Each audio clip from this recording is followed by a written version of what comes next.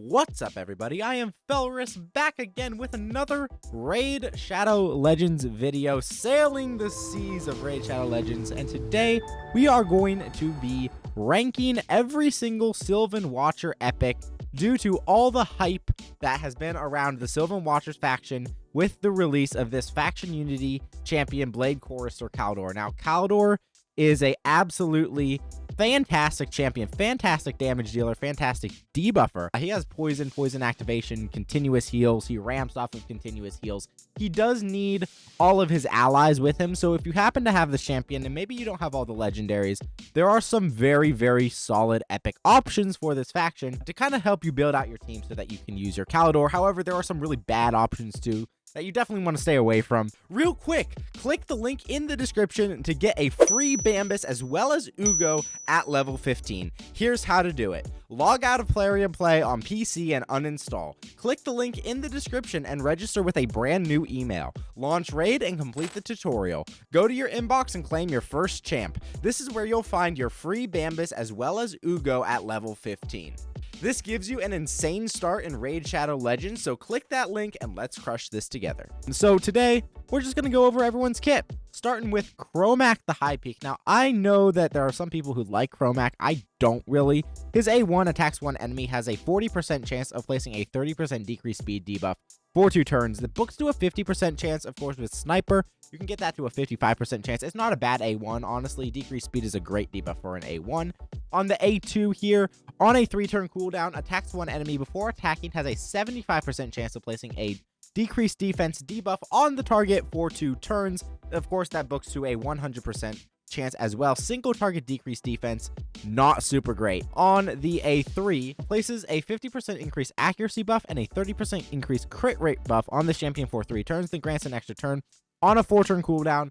Also isn't great. It is on for 3 turns here. He does give himself an extra turn, so kind of like a pseudo 3-turn cooldown, but still not great. You don't have to crit cap him, you don't have to increase his accuracy, but he's only going to debuff 1 target, so really not the best champion. I give this guy like a very low C tier. Like, if he hits hard, he could be good. Other than that, not super great. Kellen the Shriek here. So Kellen on his A1 attacks one enemy, has a 30% chance of placing a 25% weakened debuff for 2 turns. That, of course, books to a 50% chance.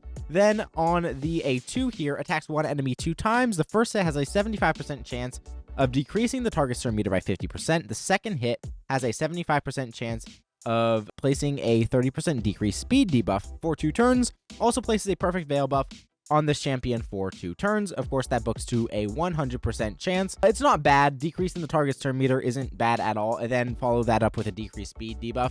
And then perfect veil on himself. It's really good. He is attack base. He has a pretty good base attack at 1.4k. Not bad at all for a epic champion. And then on the A3, Cry of the Shrike on a 4-turn cooldown attacks all enemies. Damage increases by 5% for each debuff on the target. Really good skill there. Scaling, it's a lot like Calamitous, right? Calamitous A2 on his 2nd form scales, right? This is not quite as good, but it's the same kind of idea, which means it's very good. Again, on a 4-turn cooldown. And then his passive here will ignore shield buffs when attacking while under a perfect veil buff. Not a bad epic at all. Very simple kit, very effective kit. Wish he had an AoE decrease speed, but other than that, I give this guy like a high B tier. I think Kellen is great. Locke Wayne. So Locke Wayne is a Mikage piece. He's not bad, but he's not great either. On his A1, Boon Catcher attacks one enemy, has a 30% chance of stealing 1 random buff, books to a 50% chance. Really good early on for like the magic keep, right? If you manage to pull this guy or fuse this guy. On the A2, Revelation attacks all enemies, has a 25% chance of removing any veil or perfect veil buffs from all enemies. Also has a 75% chance of removing 1 random buff from all enemies. It books kind of to an odd chance of like 40%. Like, he's got a 50% chance of removing veil or perfect veil and a 100% chance of removing 1 random buff. I mean, it's not great, but it's not trash either. Then on this A3 here, Focused Force attacks one enemy 2 times, will ignore shield buffs, resets the cooldown of this skill if this attack kills an enemy. That's on a 4-turn cooldown. It does hit very hard, but it's still not great. On the passive here, Hunt the Haughty increases the champion's accuracy by 10 for each buff on each enemy. Very arena focused, right? Speed in arena battles by 20%, but I don't think anyone's going to take this guy into arena. So, you know, I give Lock Wayne probably like a high C tier. I don't think he's great. His best use case is as a Mikage piece. Now, Cryodin the Blue, on the other hand, Cryodin is like really good. I did a video on him a little while back on his A3, Blessing of the Blue, on a 3-turn cooldown, places a 30% increased speed buff on all allies for 2 turns, also fills the turn meters of all allies by 15%. He's a speed booster. Great. On the A2, Razor Hail, also on a 3-turn cooldown, attacks all enemies 2 times. EJ has a 45% chance of placing a freeze debuff for 1 turn. That books up to a 65% chance. Really good. So he's got some AoE crowd control there. And then on his A1, attacks 1 enemy 3 times. Ichi has a 25% chance of placing a freeze debuff for 1 turn. That, of course, books up to a 35% chance. The Frostbark Blade here, triple hit, really good for Fire Knight. Really good for Fire Knight hard. And then his passive is super cool as well. Fills the champion's turn meter by 5% for each freeze debuff placed by this champion. So he's bringing a speed boost. He's bringing a turn meter control for Fire Knight hard, AoE crowd control, and then more speed boosts for himself. This guy is super, super awesome. I give this guy, like, as far as epics go, this is like a low S tier epic. I definitely think Cryodin the Blue is worth investing in.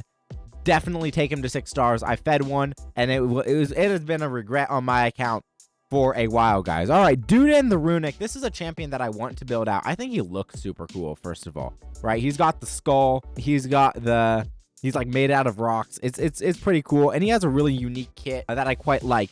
The A1 Lodestone Claw attacks 1 enemy, has a 50% chance of removing 1 random debuff from all allies. Now that books to a 60% chance. So A1 Cleanse, stick this guy in some counterattack gear, and he was just going to keep your team completely free of debuffs, right? Especially for longer fights like Chimera or Hydra or Shogun. He gets a lot of use case in Shogun, as we'll see later on in his kit.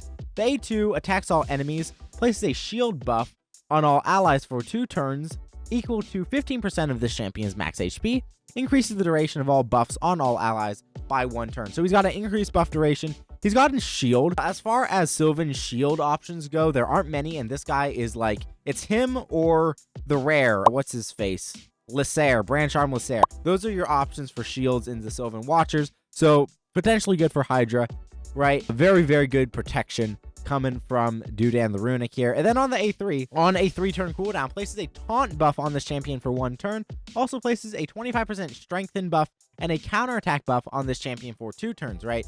So he's got the counterattack that he needs to get off this A1, to cleanse. He's got protection, right? He's going to keep himself alive with that strengthen. A very, very good epic champion. Definitely like a high A tier epic in my opinion. All right, Mist Rider Dahi. A1.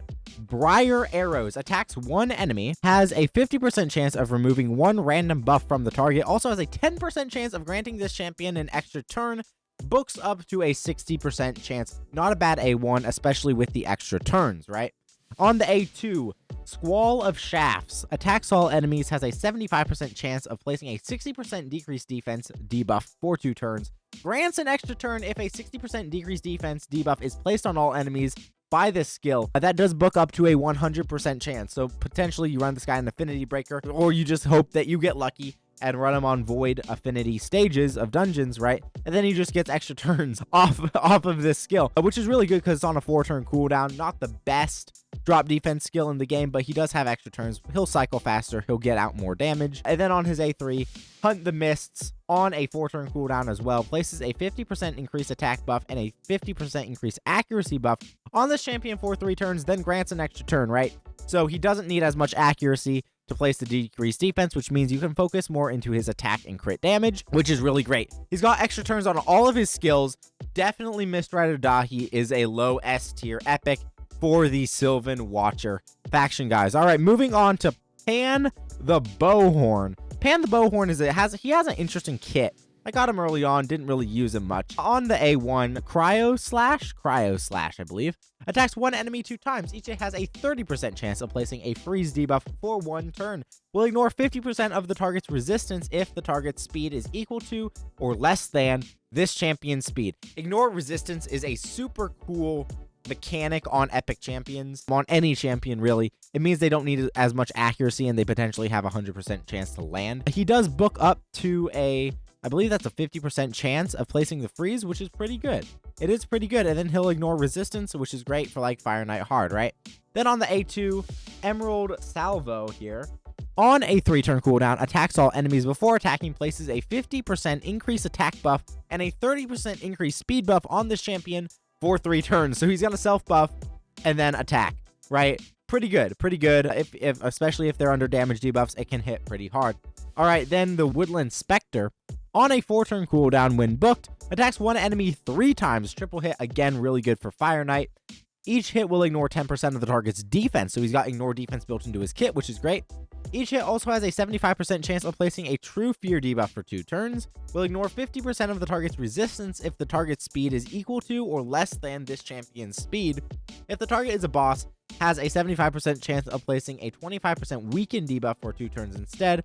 Will ignore 50% of the target's resistance if the target's speed is equal to or less than this champion's speed. Guys, this is absolutely crazy. This is absolutely crazy. He does need like a lot of stats, right? Because he needs the accuracy. He does have ignore resistance, which is pretty cool, but he also needs the speed in order to ignore resistance. He has speed in dungeons by 20%. It's not bad. This guy isn't bad at all. He's a solid A tier champion, especially for Fire Knight. All right.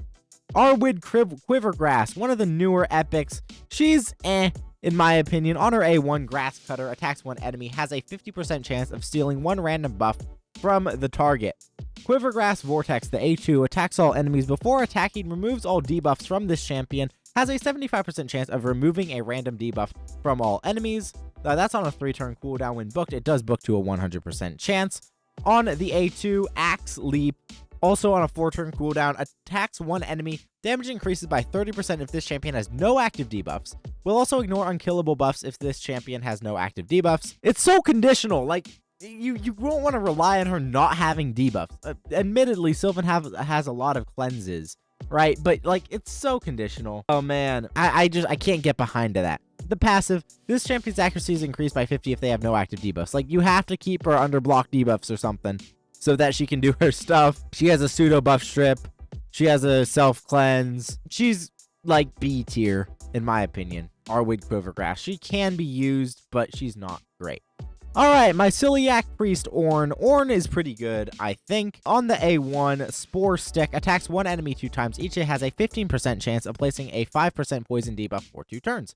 Pretty darn good. Books up to a 25% chance. Really good poison A1. I love those poison A1s. On the A2, attacks one enemy 2 times. Each hit has a 75% chance of instantly activating 5% poison debuff on the target. On a 3-turn cooldown, books up to a 100% chance. Poison activation, great. The fact that it's on a 3-turn cooldown and in a single target kind of sucks, but poison activation is great. Then on the A3, the Colony Expands. On a 4-turn cooldown, unbooked. On a 3-turn cooldown, booked. Attacks all enemies, has a 50% chance of placing 2 5% poison debuffs and a 25% poison sensitivity debuff for 2 turns. Heals this champion by 1% of their max HP for each poison debuff placed by this skill. Again, Sniper Mastery, gonna increase that chance, right? It books up to a 75% chance. It's not a bad A3, especially since he has so much to do with poisons. Then the passive Mycelium. Whenever a poison debuff is activated on an enemy, increases this champion's HP and defense by 5%, stacks up to 25%, resets each round. Ornn, not a bad champion at all. Definitely a high A epic in my opinion. I know there are a lot of people who don't like him, haven't played with him, but just on paper, he reads really, really well. Ruella has a lot of fame as a single target debuffer for both Fire Knight and Sand Devil. Let's see what she does. On the A1, Harassment Volley attacks one enemy 3 times. Each critical hit has an 80% chance of stealing 5% of the target's turn meter. That does book to a 100% chance. So you build her with high crit rate. She is attack base, rather low base attack for an attack base champion at 1.3k. But triple hit, and then she'll steal turn meter. Really, really good for Fire Knight, especially early on. On the A2, No Respite attacks one enemy 3 times. Each hit has a 50% chance of placing a 60% decreased defense debuff, a 25% weaken debuff, and a 30% decreased speed debuff for 2 turns. Wow, wow, wow. That does book up to a 70% chance when booked. On a 4-turn cooldown isn't great. Again, Sniper Mastery going to go to a 75% chance, but it is very essential debuffs, right? Decreased defense, weaken, and decreased speed, all on a single target boss from one champion is really, really good. Then the A3 here. fills the turn meters of all allies by 20%, and places a 30% increased crit rate buff on all allies for 2 turns. That is on a 3-turn cooldown. Really good.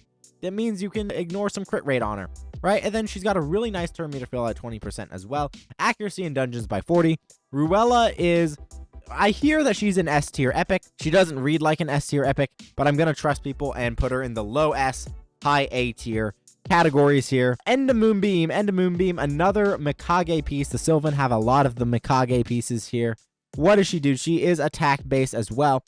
On the A1, Sylvan Slash attacks one enemy, has a 30% chance of placing a 60% decreased defense debuff for 2 turns.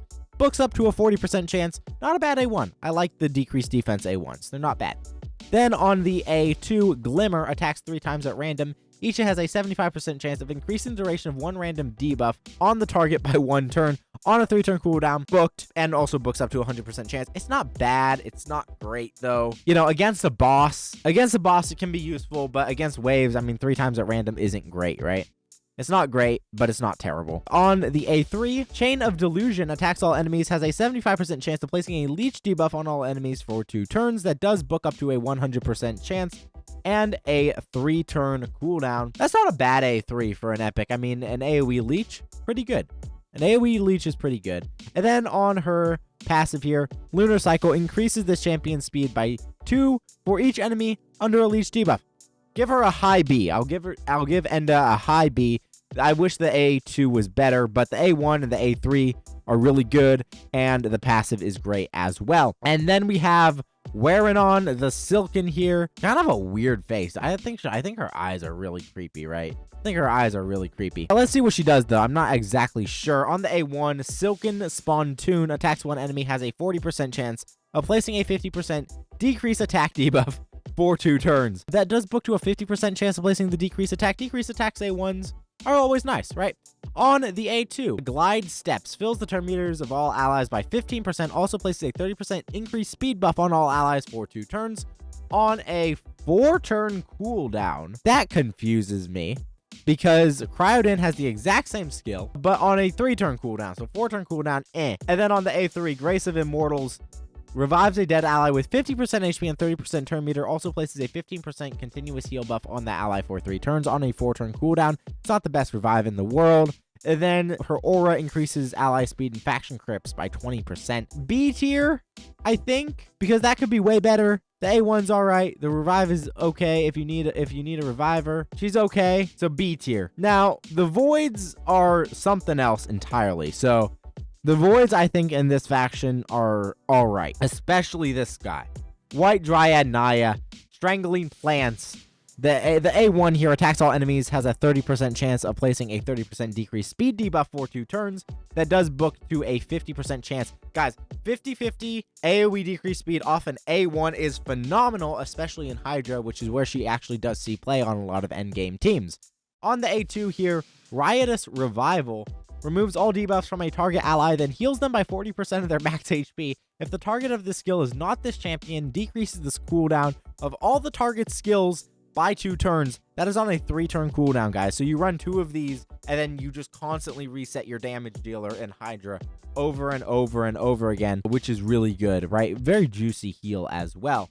Then on the A3, places a 50% ally protection buff on all allies except this champion for 2 turns. Also places a 15% strengthen buff on all allies for 2 turns. Really, really good skill, right? We know Korugar Deathbell, who I really like. Korugar is a ally protection strengthen champ, but he has the big version of the strengthen. Honestly, on a 3-turn cooldown, not bad for an epic at all. And then her passive here, Broad Roots. Whenever this champion is healed, heals each ally except this champion by 20% of the heal. Fantastic epic champion. This is an absolute top of S tier epic, especially for this faction.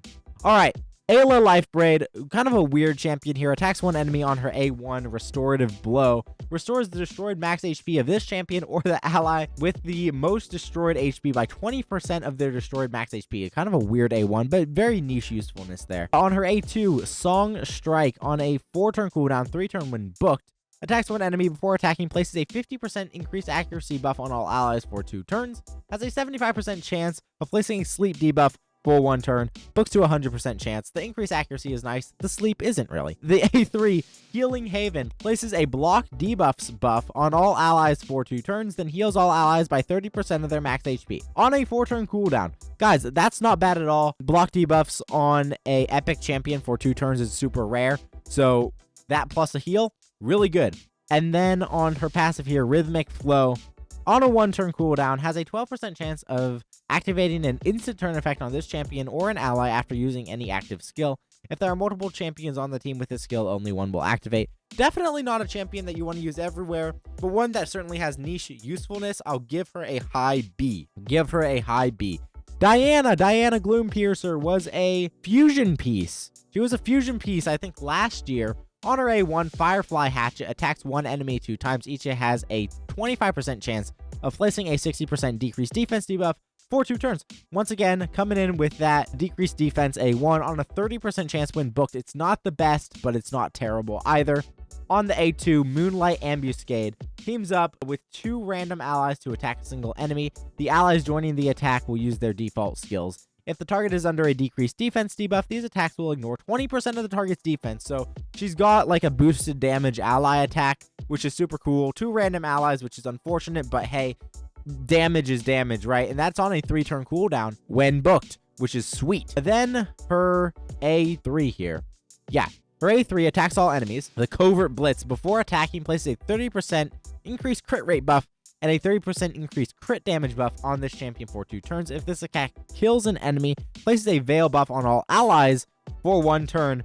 That's on a 3-turn cooldown booked, right? So she'll self-buff, increase crit rate, increase crit damage, and then AoE veil potentially. If she kills someone, not bad at all. She does hit pretty hard. Then her passive Gloompiercer here.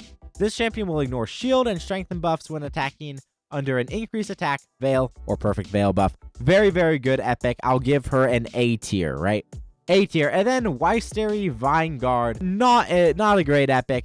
On her A1, Drain Vine Arrows attacks 1 enemy 2 times. Each has a 50% chance of placing a 25% weaken debuff on the target for 2 turns. That books up to a 75% chance, so not bad. A1 weaken. Again, like Diana, it's better than nothing, right? I find A1 weaken not to be as good as A1 drop defense, but that's just my experience. It's certainly a really good damage debuff to have on an A1. On the A2, Burrow Bolt attacks 1 enemy, will ignore any increased defense and strengthen buffs as well as 20% of the target's defense. If this attack kills an enemy, increases the duration of all buffs on this champion by 1 turn. So she's ignoring stuff. She's ignoring defense. I guess if that hits hard, it could be good. Increased duration of all buffs on her, not great. On a 3-turn cooldown, kind of just middle of the road, right? Ready Aim places a 50% increased attack buff and a 30% increased crit damage buff on the champion for 3 turns, then grants an extra turn. That's on a 4-turn cooldown. It's not bad, right? The self buff, she'll have the self buff and then she'll nuke somebody, I guess. And then on her passive, Death Leaf increases the champion's attack by 10% for each enemy with 50% HP or less, stacks up to 50%. Her kit just seems kind of hard to set up and not super great. Like, not super great. Definitely like a low B tier champion in Wystery Guard. Guys, which of these epics do you use? Let me know all that in the comments below. Guys, I have been Felris, sailing the seas of Raid Shadow Legends. This has been my ranking of the Sylvan Watcher's epics, and I will see you in another video.